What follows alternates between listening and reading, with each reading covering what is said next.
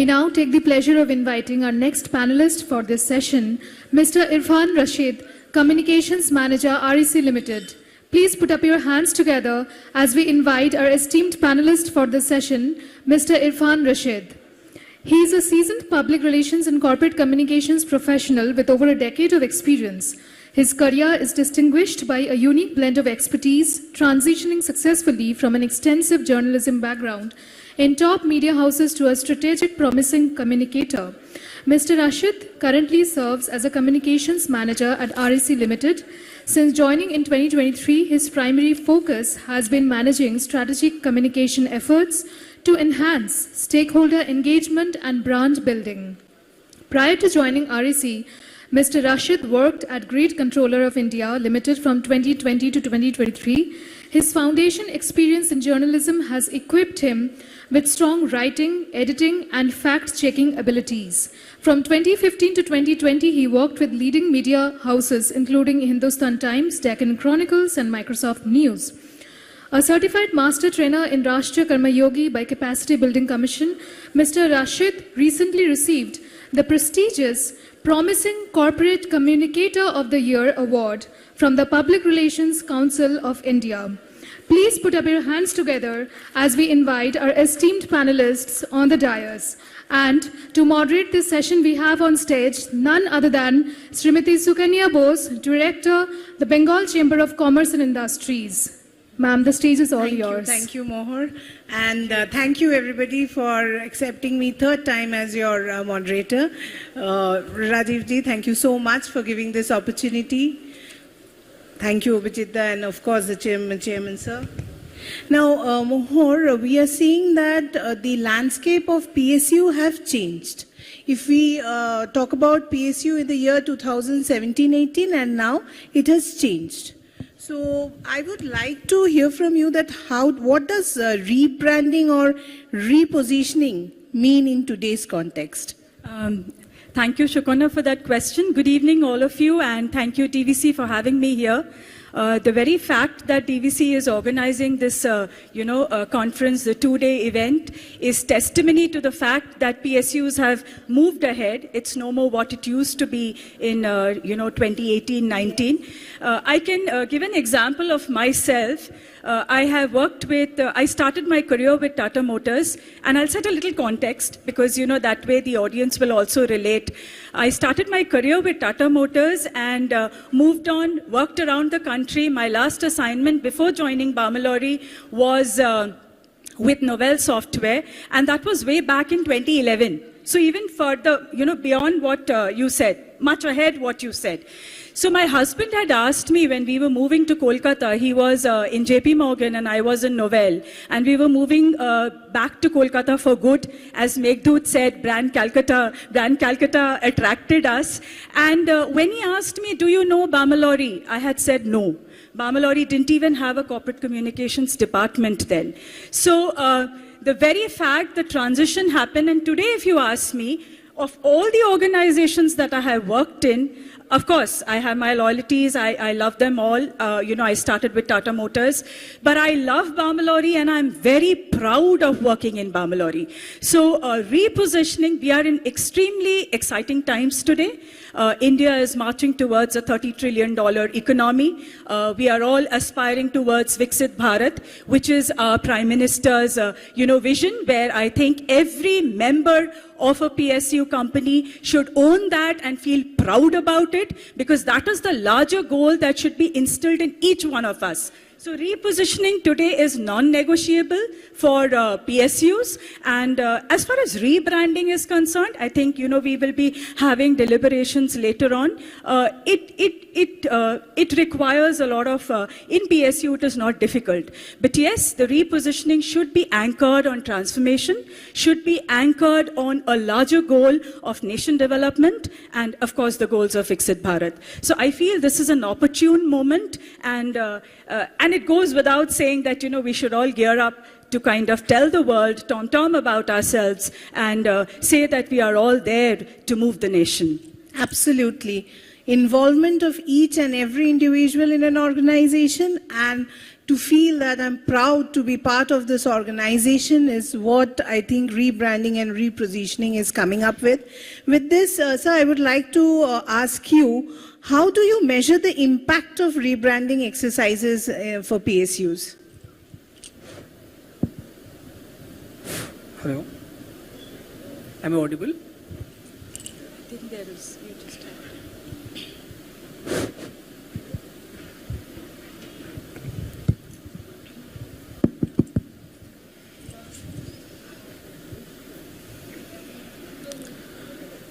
First of all, thank you, DVC. Thank you, Chairman, sir, for inviting me here.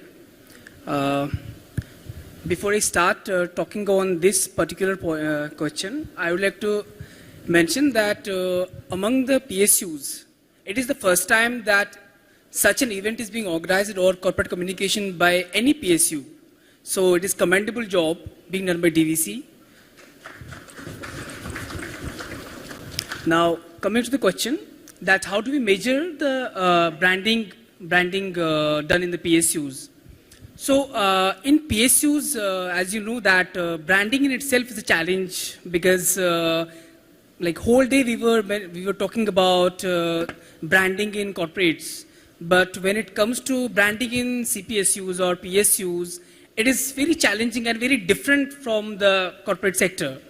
So there are in itself certain levels of challenges which you have to overcome. Then only you can reach that point where you can talk about branding and repositioning and rebranding, as panelists said. So before measuring the success, we have to see that how we can rebrand it. So rebranding in itself is very important. We rebrand it either just, we cannot rebrand it just a cosmetic rebranding, just changing the logo and color palette.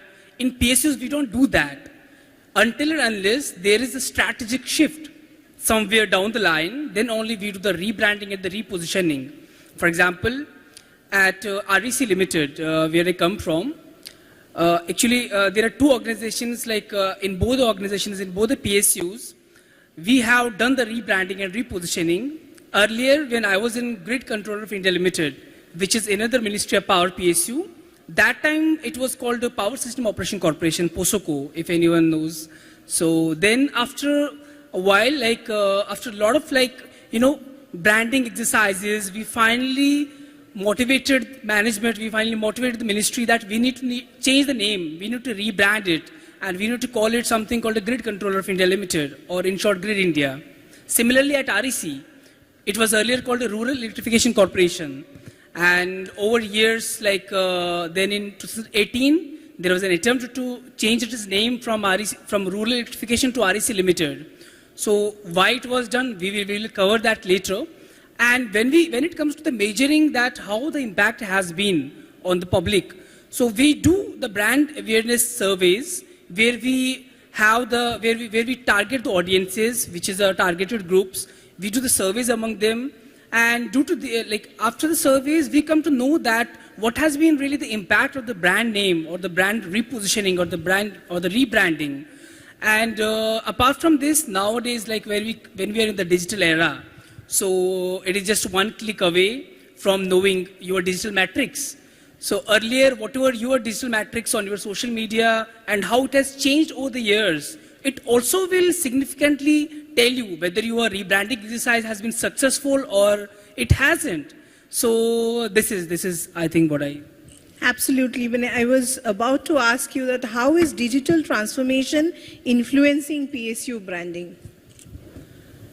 Digital transformation, as I said, there are certain parameters. We can start with the digital website, first of all, because the website is the main thing where anyone, if I want to go to the DVC, I want to know about DVC, I would first type DVC website, and on websites we can further have the microsites from where we can go directly, to know about particular thing from DVC. I want to know the generation, what is the generation capacity of DVC.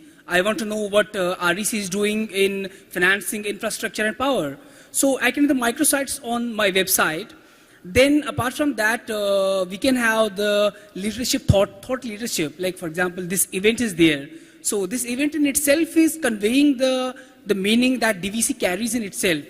So apart from this, when we sponsor the events, the big events like HTLS, for example, Hindustan Times Leadership Summit, where Prime Minister came just a couple of days back. So if you're one of the sponsors or you are one of the associates with that sort of event, so in itself, like you would be, part of that digital transformation, where your stakeholders will be knowing you, they will be more connected with you, they must be knowing that what you stand for.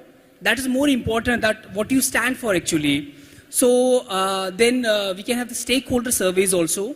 In case of REC, if I talk, we do the investor surveys, where we give the survey sort of forms to our investors digitally. And we can get to know that what investor actually wants from us. Is there any sort of issue going on in the market? As you know that REC stocks were quite high, like previously a couple of months back, and right now it is coming down. Though that is like the whole market situation right now. But during these phases, when our stocks are like, just going up and down, we just call out the meets with our these investors and try to know that what is behind this and what can we do to further improvise this. So the last mile connectivity through digital platforms, even like Insta, podcasts, etc. Yes. For podcasts, like as you mentioned, that we do have the podcasts. Like we have an in-house design studio, which we call. So there we try to have the podcast of different like people from different walk of life, like maybe from any industry that is relevant to power sector or infrastructure sector as well. So those podcasts are like very, very handy nowadays as we move towards more digital era. So the more podcasters you have, the better it is for you, rather than print media, which is like having very less impact nowadays. So yes, podcast is very important. So coming to Mohor, I wanted to know from you what triggers the need of rebranding, and how do we do it in PSUs? This is an interesting question. I will give you one example of, Bambalori is under MOPNG, Ministry of Petroleum and Natural Gas. I'll give you one example of ONGC. If you see ONGC Videsh, that was the International Petroleum Company of India. That's what they call themselves. So the need for rebranding comes when, as I said, when it is anchored on transformation, it's anchored on, charting new territories. It is anchored on where you're actually launching a new product. Say for Bambalori, I can give an example. In 2014, we are a diverse organization in manufacturing and services. Many of you would be knowing it. In 2014, we had acquired a brand called Vacations Exotica, which was number 5 in India as far as the holidays brand is concerned. So we acquired the brand, and we did a lot of experimenting in the last 10 years with respect to rebranding. And this is not repositioning. I'll give you an example of repositioning also. So initially, the brand, we bought that brand, we paid money for it. So obviously, we wouldn't want to change it, something that we bought, because it had value. So it was called Vacations Exotica. The logo was there, and below that, the tagline was a world of difference. Then we realized, and it was catering to very niche audience, like it was exotic holidays. Our customer base was, HNIs and, the nouveau riche, the people who were actually looking for exotic holidays. So then later on we realized that if we have to be an end-to-end travel and vacations holidays player in the market, we have to diversify into a different target segment. So that's where the purpose of rebranding, the objective of rebranding came forth, and we had to rebrand it. So how did we do it? Before, when the panel happened, they spoke about experiences. So customer experience is very important. So we had to reach out to larger audiences, larger customer base, and that's when we changed the tagline, a world of difference, to collect stories. Because we started telling a larger customer base and catering to different segments and telling them, here is a company, a trusted public sector enterprise who can bring you holidays and who will help you to collect those experiences which maybe competitors cannot, if I can be that bold in saying so. So we changed the tagline to collect stories. then 2-3 years went, and mind you, this is not through whims and fancies. We've been actually doing studies. We had a study done by Kantar 2 years ago on brand Vacations Exotica, because Bamalori is primarily B2B, and we have two brands which are B2C. One is Bamarol, and the other is Vacations Exotica. Bamarol is our greases brand, greases and lubricants brand. So then we did a study with Kantar, because obviously we have huge growth targets. If when I said that, you know, we are catering to the development of the nation and the larger growth of the nation, we have to contribute equally. So, and holidays and travel contributes majorly to our top line. So then we did a study, and that's when it came out that people were not connecting Bamalori with a vacations brand. And we had to relook at it, we had to re-strategize, and we had to do our communication differently, rebranding it to tell the world that here's a brand which is connected with Bamalori. So what kind of a rebranding exercise did we do? Rebranding, of course, visual, you know, changing visual assets is very important across your communication elements. So then what we did, we leveraged the mother brand, which is Bamalori, which enjoys a lot of trust in the country and of course internationally also. We wrote Bamalori on top. We didn't change the logo because it had its own customer base where consumers relate to Vacations Exotica, and we wrote below the holiday brand. Now this is running for the last 2 years, and this has helped us. It has actually helped us to reach out to a great captive audience of the travel segment where we do ticketing. Many of you would be aware that, you know, we do ticketing for government organizations. So this rebranding exercise really helped us. So rebranding should not be just for the heck of it. It should be with a purpose. As I said, it should be anchored on something extremely strategic and important to the business KPIs and the larger organization goals. And as far as repositioning is concerned, as you said, public sectors always had a very stodgy and slow kind of image. It is no more like that. We have the onus to tell the world that we are not stodgy, we are not slow, we are agile, we are excellence driven, we are here to collaborate. And kudos to TVC. I mean, I really feel very happy that this forum, you know, you gave this forum to deliberate, to have such conversations, such meaningful conversations around it. And of course, to tell the world that PSUs do make a difference. And the repositioning part, I'll quickly sum that up. So repositioning, Bamalori, we used to say strength and diversity. So we always survived 159 years of profitable journey. We survived because we've been in manufacturing services, we entered businesses, we exited businesses.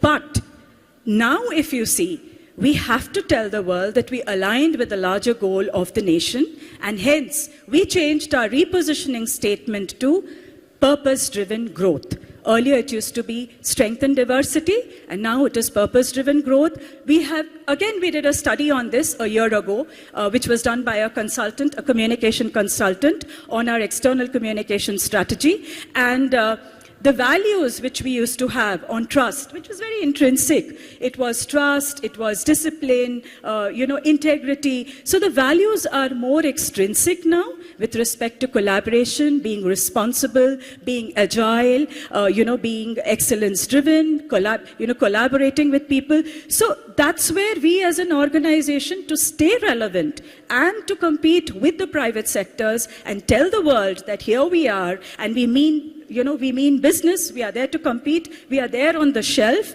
It is important that we reposition and rebrand strategically. Absolutely.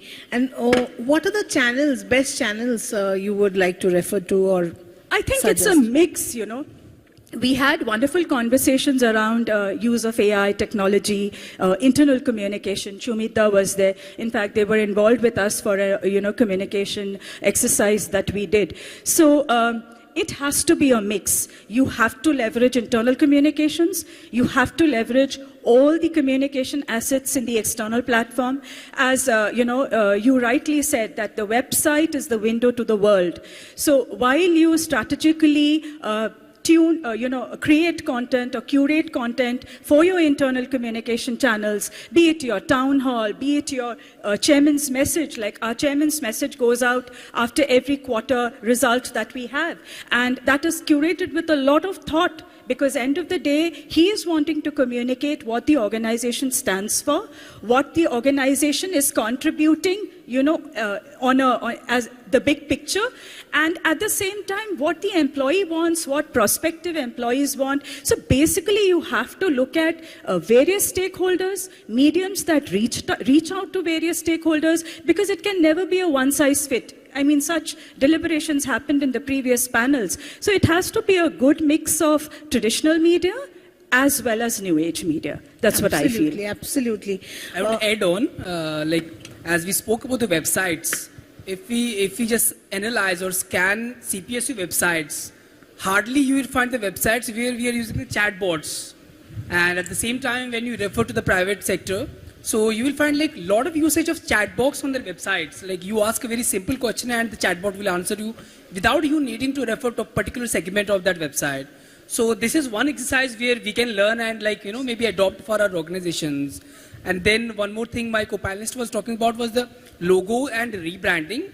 So I would like to mention here that for REC, we have changed our logo maybe till date for 4 or 5 times since our revolution 1969. Because after every decade, Government of India gives us a new exercise or new sort of work.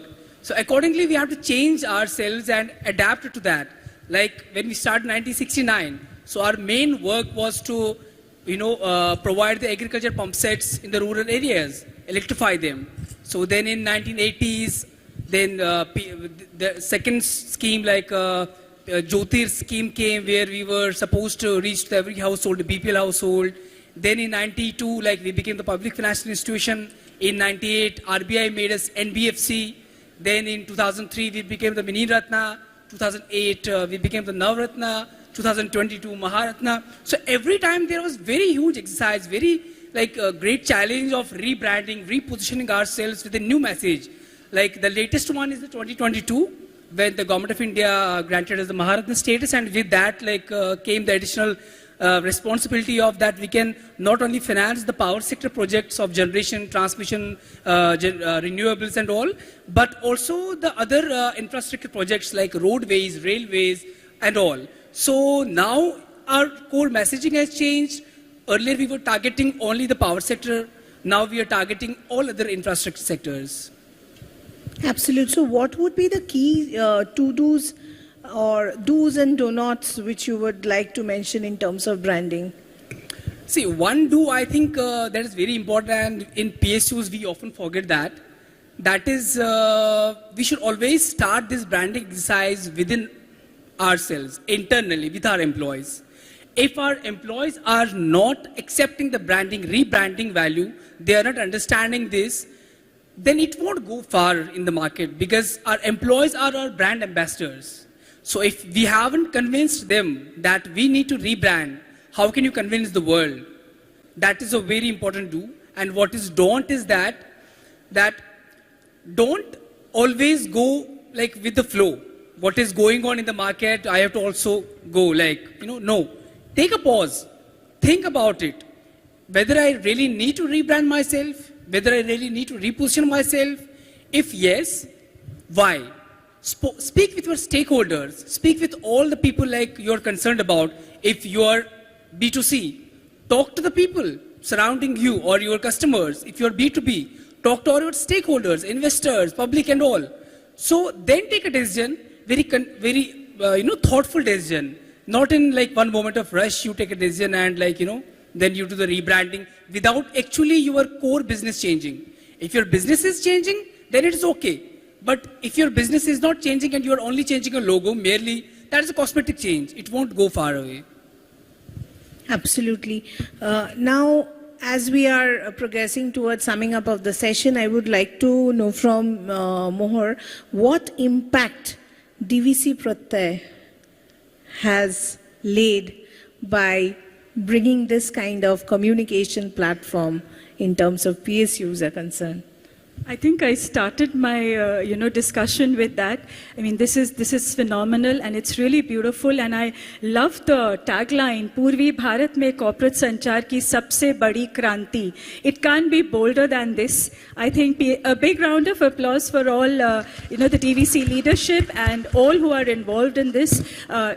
This is absolutely kranti because in the eastern region, I left Bangalore maybe 14 years ago and came to Kolkata, and I have not seen something like this happening in Kolkata. There have been forums, there have been conclaves and conferences where there was a mix of communication, HR, or communication and marketing. But per se, corporate communications and branding, we've never had a conclave like this or a conference like this. So this is just wonderful, and I think this, and you've set a high bar. Thank you, Shukonna, and once again, TVC for having me here. And I think this gives us, more reason to connect, more reason to deliberate, and more reason to actually find out forums where we can talk about corporate communications, branding, and more so the focus on PSUs. I mean, you've made PSUs the showstopper by making us the last panel. So whoever is here, I think it is very important for us employees in PSUs to tell the world that, again, I say we mean business, and DVC has played a major role. DVC Pratyay has played a major role in taking this forward. As I started, being from Delhi, so in Delhi you will find every Maharatna, like ONGC, Silicon, NTPC, REC, PFC, Power Grid, everyone is there. But commendable job done by DVC. That first time in PSU history, I can say of that there is a conference on corporate communication. It not only will go from here to Delhi, but it will the news will go all over the country. That DVC has become the first PSU which has organized Corpcom Summit, and this will really push corporate communication from merely a back office function to strategic function. That has been the most important thing DVC has done for the corporate communication sector. So thank you, Chairman sir. Thank you DVC for this wonderful initiative. I would just like to add quickly to that. When you said back office, when I joined Bamalori, there was no function. And it really took me a lot of effort to prove to the business, and I keep proving myself, Shukonna knows that we make a difference, So it started with, we are very diverse. It started with sharing information, like we used to bring information. Then it was partnering with the businesses to help them meet their communication needs. Now it is understanding their communication needs and providing solutions, which also applies for PSUs. Like, we had to be solutions driven. So internally, corporate communications, I try to tell myself and tell my team member also that we should be solutions driven to the business. They have to find value, and we will no more be at the background. We will occupy seats in the boardroom. That's the vision I have for corporate communications, in public sector and in general for professionals in corporate communications. Absolutely, and I would like to say that I, being a chamber representative, have been organizing or being part of corporate communication roundtables, corporate communication conclave and brand conclave. Even Bengal Chamber organizes a lot, but we have seen more and more corporate connect. But for the growing economy, PSU plays a very important part, and it holds a larger part of the economy. So this platform, which has been formed under the leadership of Chairman Sir, along with his team, shows that, of course, PSUs are now looking for solutions. It has always looked for solution, and it has the capacity, and it has proved that it has always had the capacity of connecting people to people. So corporate communication cannot be done in isolation. So we have to join hands and walk through the path. DVC Pratyay showed us that yes, we all can do it. And this conference will be a yearmark in the history of PSU's corporate communication. With this, I would like to hand over to the members of DVC to take it forward. Thank you. Thank you, our esteemed speaker, Sukanya Madam, for that very informative and engaging discussion and for the very positive feedback we got about this conclave. Now we move to the felicitation part. And for that, may I request onto the stage Srimati Arundhati Mukherjee, General Manager C&I, Mejia Thermal Power Station, and Srimati Amita Kumari, General Manager C&I, DVC Kolkata, to kindly come onto the stage to felicitate our distinguished speakers.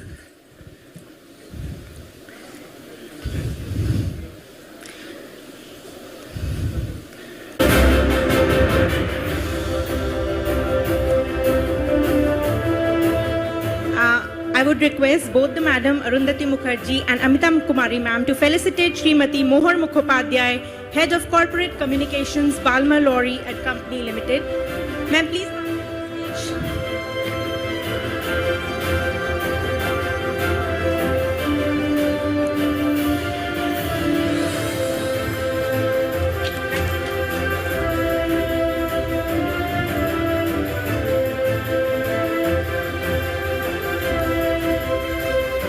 Amita Madam, please join the photograph.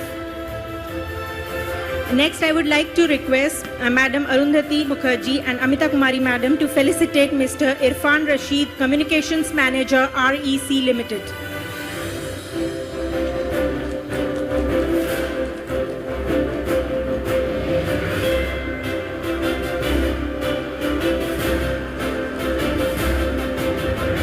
Thank you.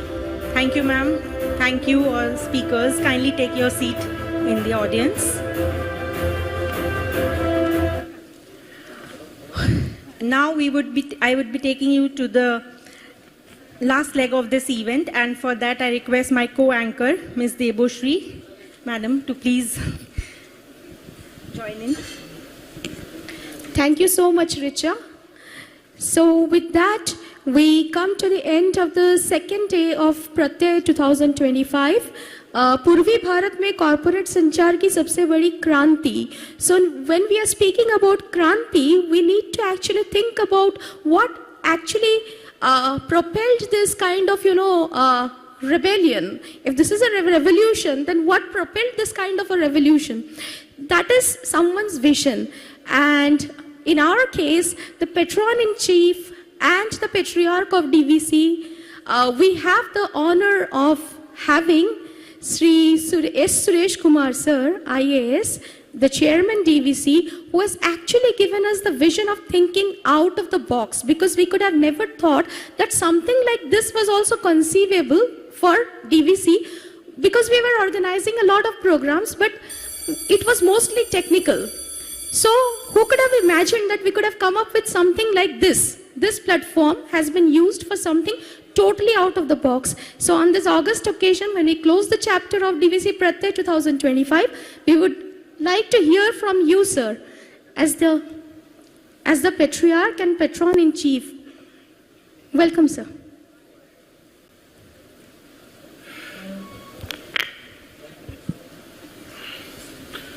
Thank you, Devashri. She's made me out into some form of a patriarch. Well, I'm not a patriarch.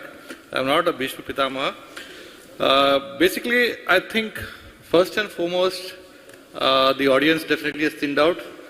I don't want to detain people any longer. I also have a few parliamentary questions to answer, so we need to all rush back and handle them.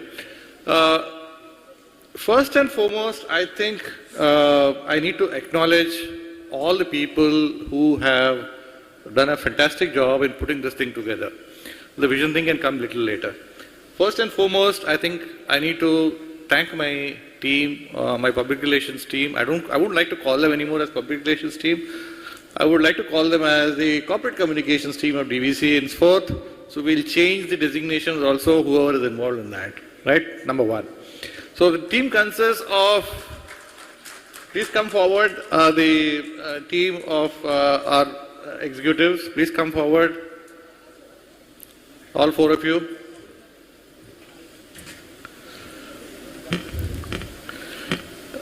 Then I would like to request Sukanya Didi from BCCI. She was here. Please come. Then our digital partner, SPAN, Hey, where's the guy gone? Please come up. Then I think Fast Track, who was our event manager. And we have the lovely ladies who are moderating the discussion as well as, doing the job of compare. Please come up from DVC. So DVC has a lot of talented group of people, and the only thing left was to leverage that. And I'm extremely thankful that, through the meetings that we went through, how do we go about, organizing this situation, as well as, how do we ground this conference was something which was discussed. Give a big hand to all these ladies and gentlemen. And I think more than anything else, the success of the conference or the conclave is due to them. Nothing more than that I can say. Thank you very much, ma'am. Thank you. And a couple of questions which I would like to, I think, maybe take or possible or not. The whole idea of requiring a corporate communication conclave was DVC unfortunately had a lot of bad PR due to various reasons actually. We went through some near-death experiences, we had lots of problems financially, people were not paying us. Essentially governments were not paying us, we were producing power, selling power to them, but they won't pay us. So we had lots of issues about that, and to resolve them took a lot of effort, and coming out of it was a major issue. Thankfully now DVC is back on the healthy track. We have fairly a large amount of investment, more than 60,000 crores planned out for till 2030. And if we have to do that sort of an investment, we need to have very good relations with the people who are essentially our stakeholders outside a plant. To my horror, when I took over, I realized that DVC had a very bad experience to a lot of people were left. Were left in the sense that we took a lot of people into DVC, but the grudge was there that DVC didn't do enough for them. So that is one area. Second area was our own internal communication with our own employees was not very satisfactory. And when we did the great places to work survey, so we scored some very dismal figures. I don't want to talk about it, but it was so dismal, I'm terribly embarrassed to tell you the scores also. So we might have to do a lot of work. We did a lot of work, essentially related to our performance management system, promotional issues, our overall HR issues. So it took some time to resolve all these issues. So now we can definitely communicate much better. We are very open, transparent. I meet everyone, and my executives at the top also meet anyone who has a problem. Well, this has definitely brought about a transformational experience within the organization, and this is one part of the overall transformation exercise which we intend to do. End of the day, if DVC's strategy is to drive its growth, the corporate communications definitely has a major role to play in this. So with this in view, and DVC is also undergoing a huge amount of IT as well as AI amount of work going on. We are now implementing the very advanced level of S/4HANA ERP. Along with it, we are also implementing a lot of AI within our normal work. So this required understanding how things would take us forward in terms of communicating things to people. And this was one of the main reasons why, you might say we are slightly presumptuous by saying that we are trying to bring about some form of revolution, corporate communications in Eastern India. Well, not that much, I would say, but I was also slightly amused to see that statement which we did do. But nevertheless, I think we have had a forum for discussion, and I'm sure some other people would definitely take it forward also next year. We would always be there with you, and I'm extremely grateful to some of the speakers who, in spite of all this indigo imbroglio which has happened and the fiasco which has gone on, spent nearly 12 hours, 13 hours, 14 hours to come all the way from various parts of India to participate in this. I'm thankful to Mr. Subhabrata Ghosh, he spent 12 hours. Irfan has come from Delhi. I don't know how he managed to come from Delhi. So, well, a lot of people did come. In fact, in spite of the issues related to the flights, we had local speakers also. We tried to get a few influencers also on board, but unfortunately, all influencers charge money. So that's something which we still haven't been able to understand. But anyway, that's a different story.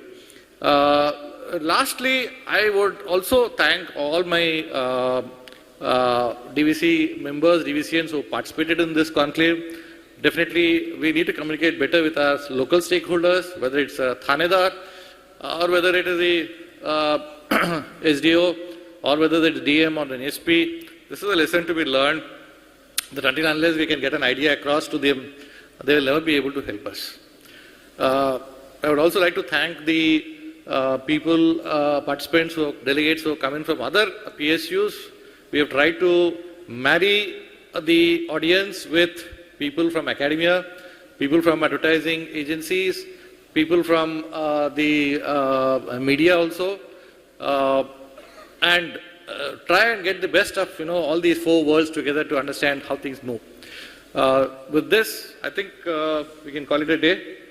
So thank you all. Thank you everyone who's present here.